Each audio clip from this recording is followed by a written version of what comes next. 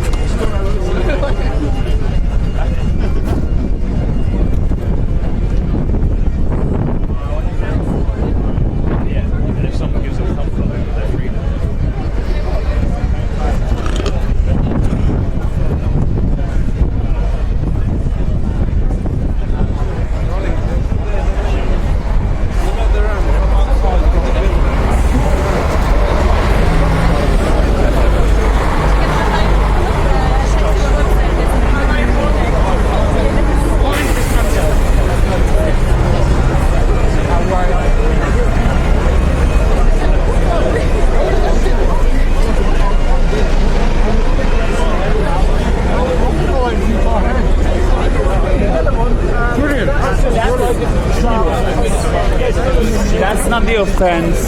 That's seeks out. That's the offense. I used to put my hair red.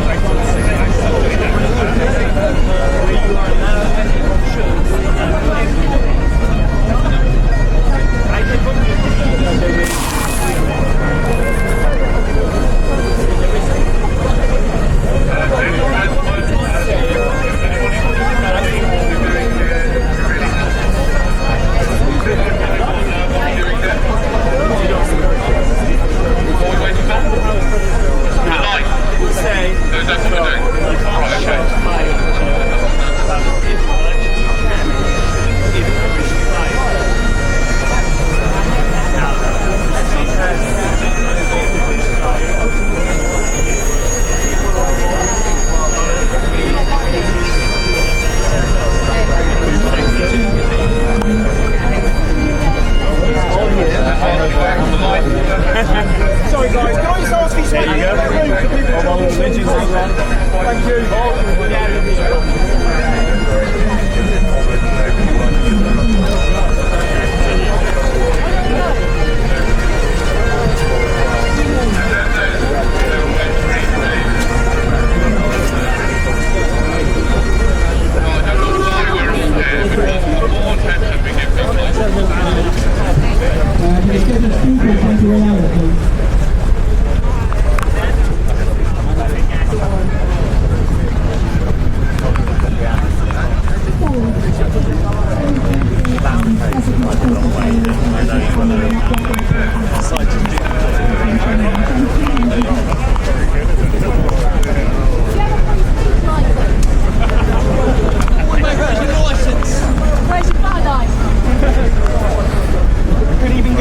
Remember? No scissors. There's more space here. More people come down this way, please, and come into this side, please.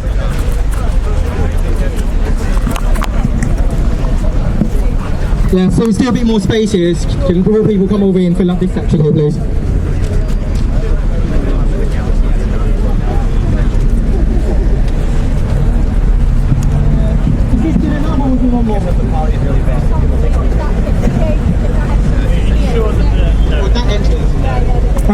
near that entrance basically, so we need to move over on this side, guys. Yeah. So that we have a pathway for the pedestrians to go past, so we need to fill out the two sides here, please. Oh, it's quite lovely.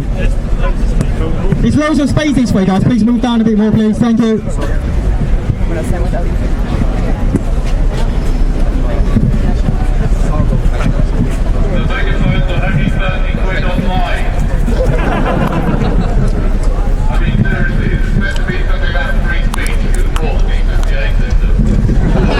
This is coming out of my own pocket, guys.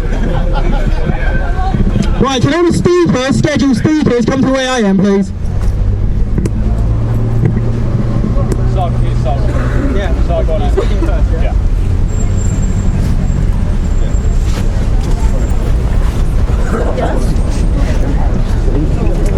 Is this how close we can get to the Houses of Parliament? Yeah. Apparently so. Really? Yes. We're doing it here. Sorry guys,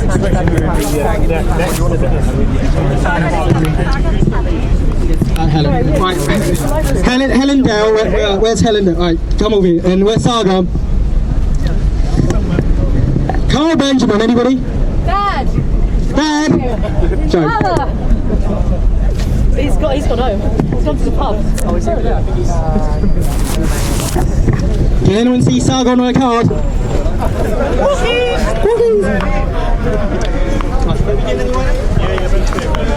Right, okay. Right, ladies and gentlemen, thank you for coming. This is the moment you've been waiting for. Here we have the speeches. First to give us a speech is... Use this, please.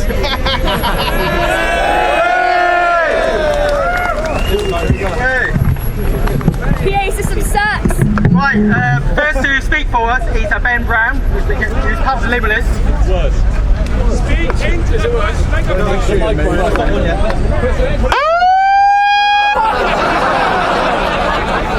Thank you, John. Push it on, mate. Push it.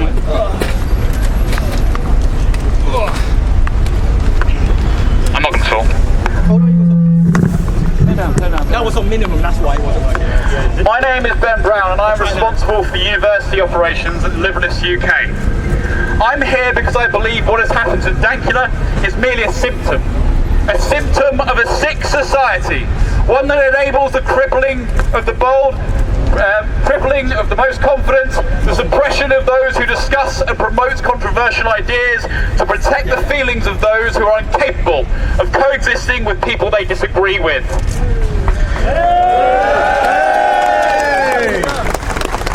Section 127 of the Communications Act 2003 defines someone as guilty if they send by means of public electronic communications network or message or other matter that is grossly offensive or of an indecent, obscene or menacing character, but fails to define what is grossly offensive. And by the ambiguity of this term, it means that any one of us could face charges based on this poorly thought out legislation.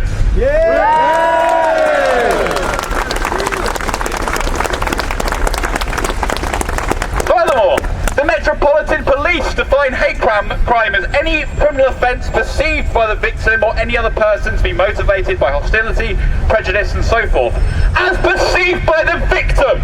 This is a horrendous state of affairs, one that gives more power to alleged victims and ensures that, providing the victim can point out a protected characteristic pertaining to them as an individual, the hand of justice will come down on the accused in a far firmer fashion, because they need only to make the allegation of a hate crime for the Met to be satisfied.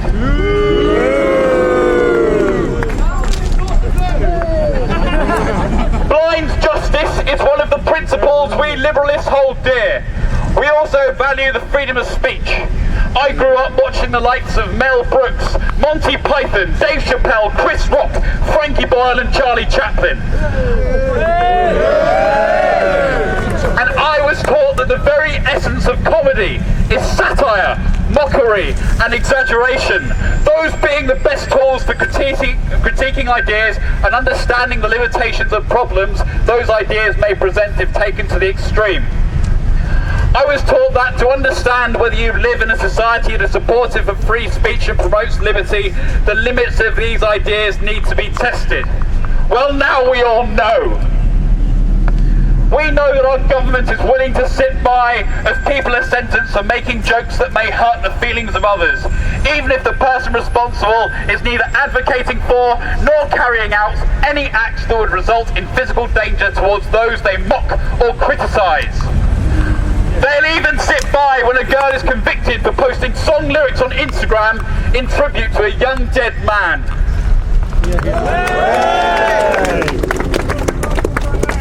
Our letter-writing campaign has revealed that many members of Parliament do not take our concerns seriously.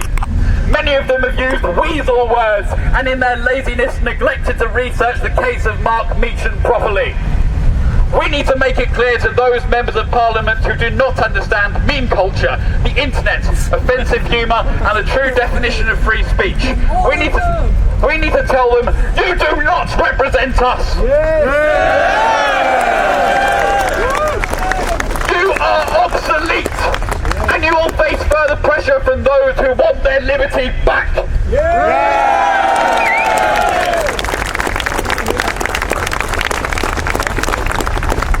Thank you all for listening to me waffle on. Thank you for attending this event to support Count Dankula, free speech and the liberalist movement. In closing, I have a request. If anyone, either attending this event or watching online, experiences the power of these authoritarians in their place of work or in their private art lives, make sure you come forward. We must support each other and form a strong community that will rally around those who cry out when they meet the gnashing fangs of this beast.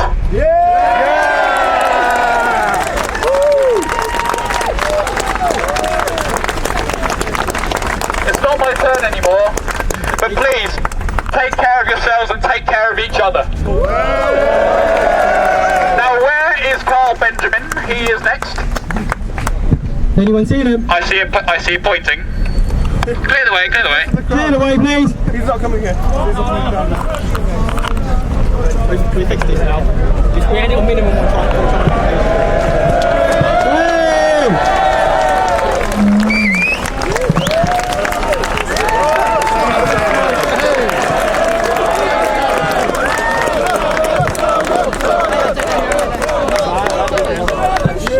So we fixed it. Here's the megaphone. Here's the microphone. Alright, it's not that little actually. I'm going to waffle a lot. Oh, that's good. Yeah, it's what you're good at. You make a It living. is literally all I do with my life now. So that'd be good. That'd be good, right? That'd be good. Oh man, I've got a fucking step ladder, look at this. Another step.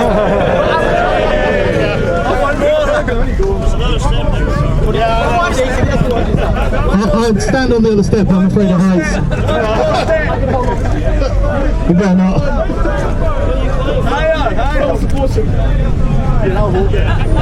Yeah, but want to make that's too low down, that's right. To the floor. Can you hear me?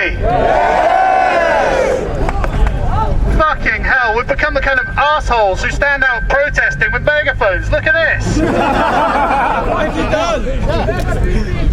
That was on YouTube one moment, look what we are now. I know, right? And the thing is, I've got a speech that's pretty fucking serious as well, unfortunately.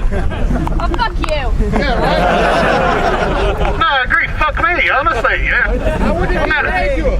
Exactly, I'm now going to have to get out here and give you a fucking serious little talk because we're actually, we're all standing here, we're having a laugh. But this isn't fucking funny, is it? You know? There's no joke. This should not be happening. Why the fuck are we criminalising a comedian?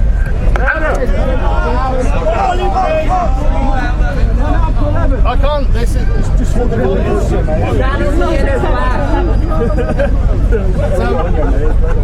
Right, I'm out. Right, okay, how's that? Is that better? Yeah.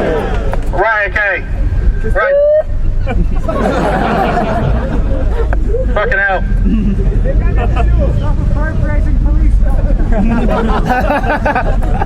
See, now I'm fucking nervous because I've never given a fucking important speech in front of so many goddamn people who are all staring at me. So go easy. Right. So there's a question on everyone's lips. God. Ah. This question is so controversial that just asking it is to brand yourself. Is to brand it. It's this fucking megaphone, mate.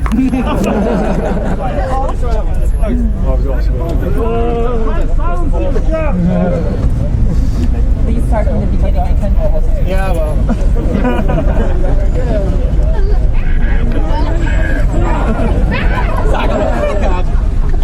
Put the microphone in front of the megaphone. Right. Oh, that's a bit better, isn't it? Right, okay. We'll start this again. Take 3. Brilliant. And we'll do it in my time as well, so you gotta wait. Right, so there is a question on everyone's lips.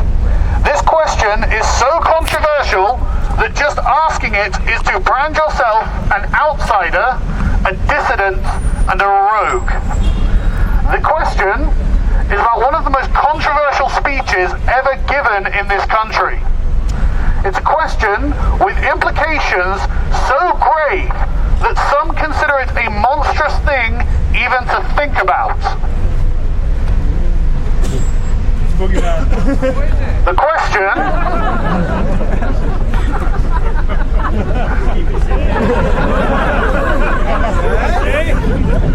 silence.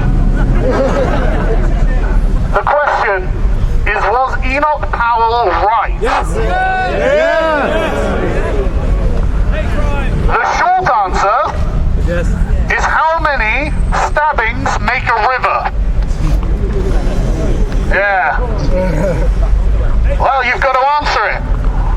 Then the long answer is the answer to one politically incorrect line that Powell was quoting from one of his constituents.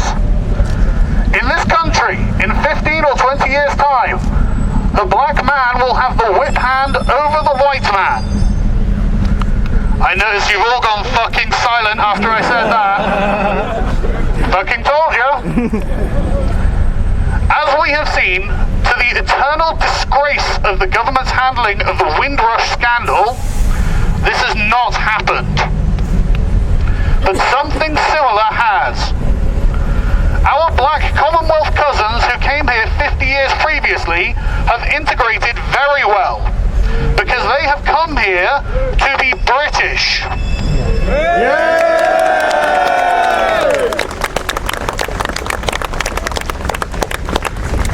Powell's constituent was right to worry, but as the events have shown in the recent furor of police indifference to a British lady called Janaya English, even being black is no defence. The British government did not place the whip into the hand of the black man. It placed it into the hand of anyone who proudly declared themselves to be anything but British.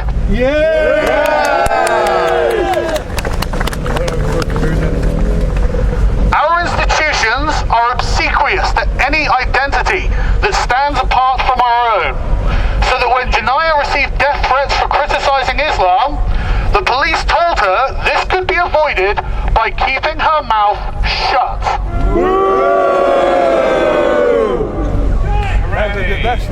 And like any British person should, instead of being cowed in the face of tyranny, Janaya stood up to be counted among the ranks of those of us who could endure this no more. All of this is a question of identity and values, because the former is defined by the latter. The British identity is grounded in our ancient traditions of liberty and tolerance, and all other identities that we exist in this country must also be so.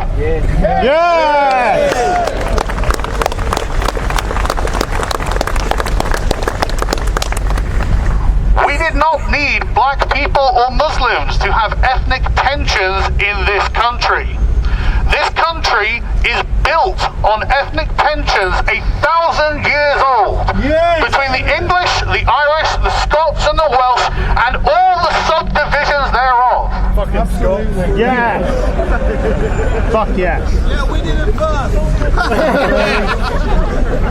Yeah, you don't bring anything new here when you come over going, oh, well, I was something different. Yeah, we know.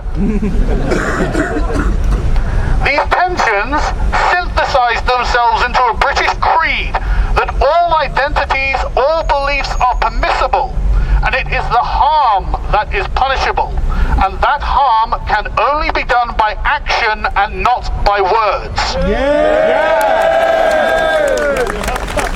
Actions speak louder than words. These identities and values matter. It was the identity of Muslim that allowed the men who formed grooming gangs to enact religiously sanctioned campaign of assaults against children, targeted for their ethnic characteristics. White and Sikh girls were targeted because they fell outside of the Muslim identity and therefore warranted no moral consideration. What the men convicted of these crimes did falls directly in line with our definition of a hate crime, and yet they were not charged as such.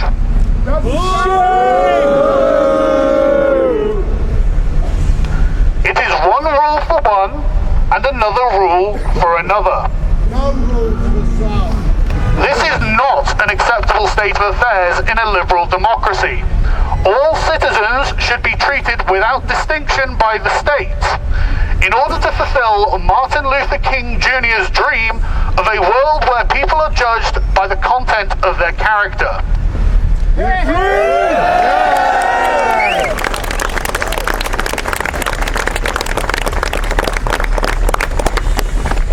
To do anything else is to encourage the proliferation of nefarious elements in society. People who earn their stations in life through means other than hard work and decency. It confers on a certain group a set of privileges not enjoyed by the rest. This will breed resentment of the kind that eventually brings out guillotines. Hate speech laws are incubating something very dark and very angry in this country. Tommy Robinson is not a racist, he is a warning.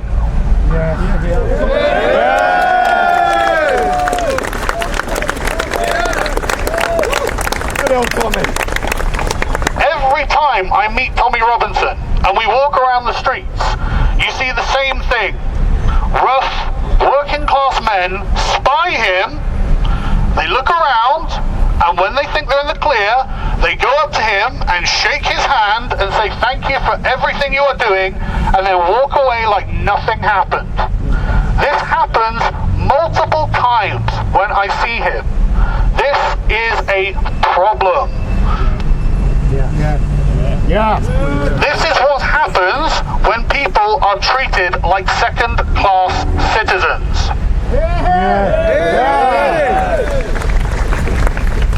These people are not racists, but they are reacting to the perceived source of their oppression. It is not that the government has criminalized racism through the combined zealotry of the political class, but not just that, in fact, that they have they have criminalized legitimate criticism of an ideology that is not liberal, not tolerant, and places itself in direct opposition to the identity of the British.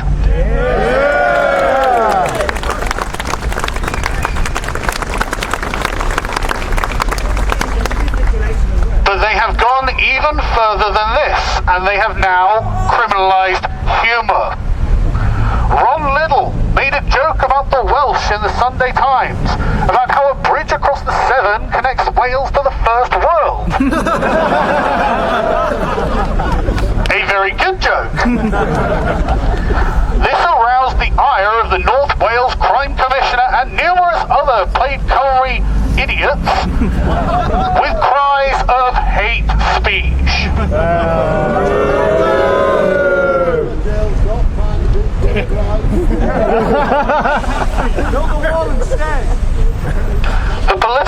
direct inquisition against Ron Little shows us that we can no longer even have banter between the constituent ethnicities of the British Isles. And if we let this continue, the United Kingdom is lost.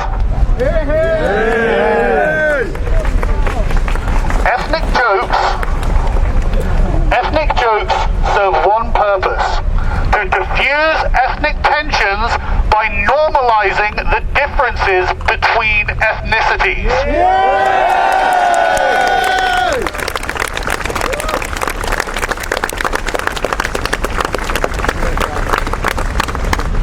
If we are not free to offend one another, we are not free to make the kind of ethnic jokes that strengthen the social fabric of this country.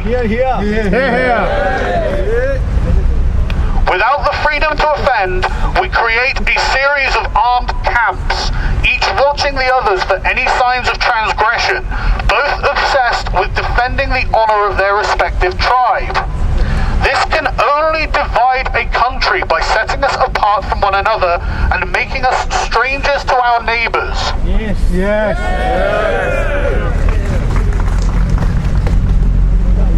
We need the banter to keep ourselves grounded and maintain this United Kingdom. And unless we scrap all laws prohibiting insult and giving of offence, the problems we are facing will only get worse.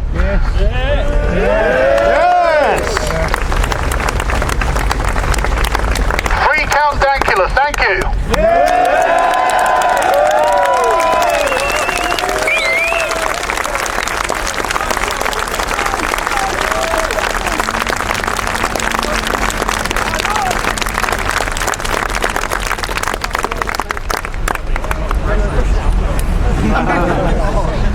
How do I follow that then?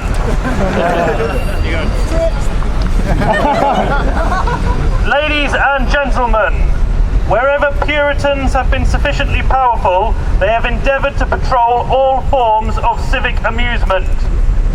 There exists in this country a glowing class of tyrants who, like all authoritarians, hate the sound of laughter because they cannot control it.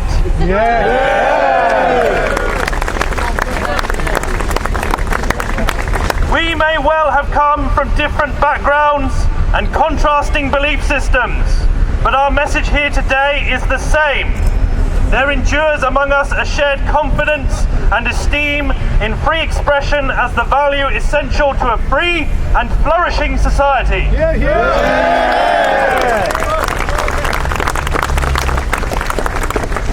There may be some who feel today that the sentencing of Count Dankula is trivial and incidental. I invite such individuals to recall how minor and innocuous was the cartoon of Muhammad that left 12 alleged blasphemers murdered at their own desks.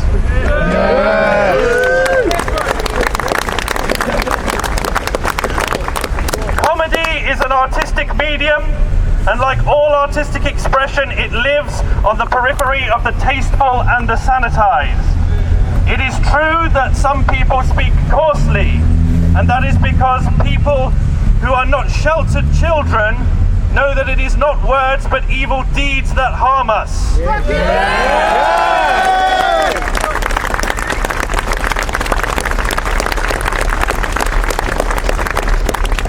To borrow a line from Professor Jordan Peterson,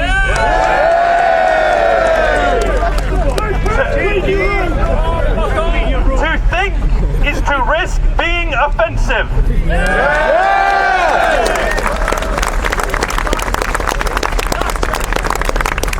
Losing comedy is a battle that starts the long, drawn-out crawl towards an existence of no expression at all. This is not an anecdotal case, but a knowing precedent imposed from the top-down diktat of the anointed elite, the high priesthood of vice and virtue, whose own idea of moral conduct is the uniform denial of rape gangs and the repeated failure to expel the worst forms of anti-Semitism and jihadist sympathy from their own midst.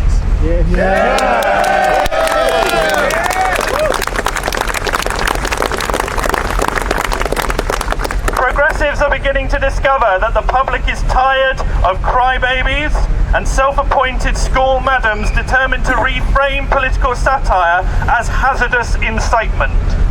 When lyrics become too racy, books too sexy, words too damaging, you know you are not dealing with good Samaritans, but ill-intentioned propagandists. What starts as the moral police almost always becomes a physical action.